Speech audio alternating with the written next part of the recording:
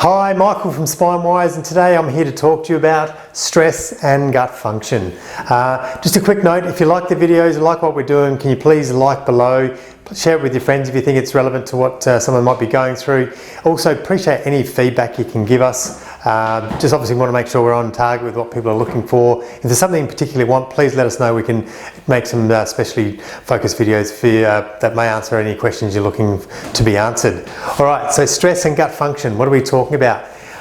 In my opinion, this is the single most important thing you need to manage if you've got gut function in any form. And when I'm talking gut function, I'm talking bloating, wind, we're talking about diarrhea, we're talking about constipation. And if we're talking about other systemic things that come from gut issues, it could be headaches, could be fuzzy head, could be just not thinking very well, not planning very well. All things that can be associated with poor gut function. And also things like acne, rosacea, eczema. These are all things that can have a correlation with gut function, and stress is the single most important thing you need to manage in trying to get that system back working well.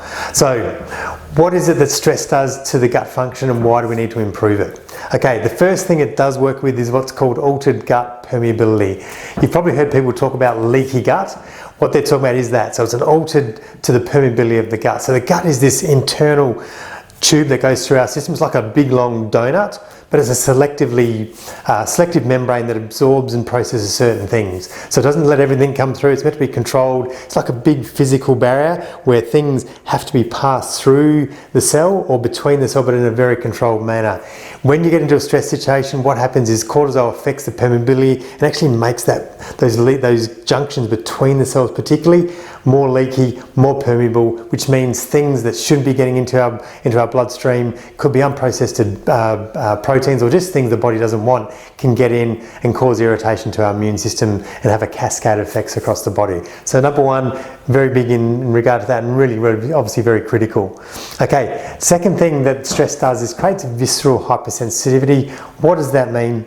It just means that the gut becomes so much more sensitive to little things. So for some people might get a bit of wind, you may not even notice it. Someone who has visceral hypersensitivity means they get a lot more pain, or if there's any discomfort, it's much more exaggerated than it would be if it wasn't so sensitive. So it just makes all the symptoms so much worse and makes the irritability so much worse.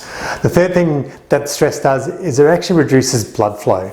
So actual food digestion is part of what's called our parasympathetic system. It's our rest and digest system. It's our nurturing system that the gut does. So it's about our survival. When we're in a stress state, we're in a survival state.